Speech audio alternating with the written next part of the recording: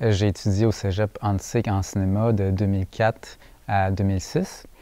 Et j'ai eu un parcours quand même assez atypique depuis. Je pense que la plupart des gens qui étudient en cinéma vont faire un parcours atypique par la suite.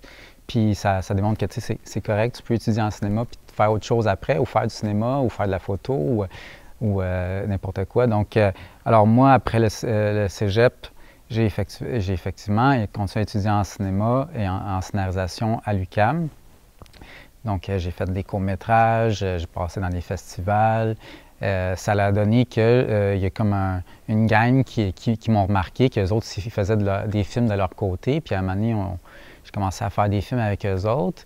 Puis à un moment donné, il y a un projet qui ne débloquait pas. Puis on s'est dit, bien, à la place de faire un film, on va faire une web-série, tu sais.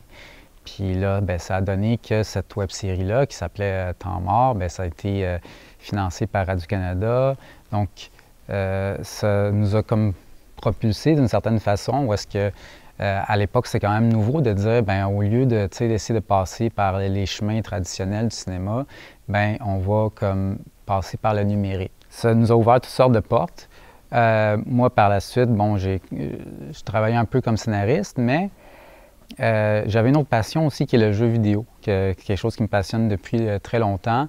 Et en même temps que je travaillais en cinéma, bien, je participais à des blogs sur les jeux vidéo, etc.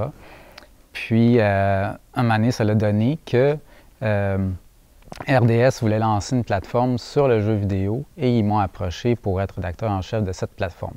Donc, pour moi, l'écriture, c'est toujours été ma passion. Mais là, j'écris sur une passion qui m'habite, qui est le jeu vidéo aussi.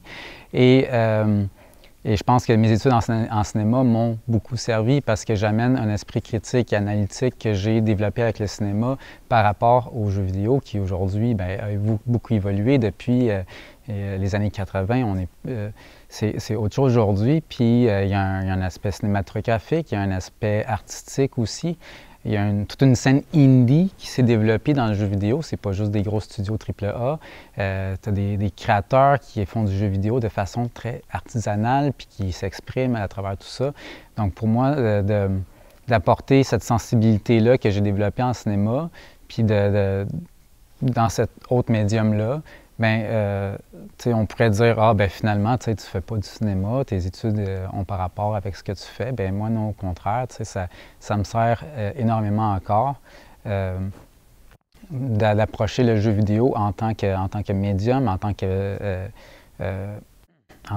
en tant que moyen d'expression.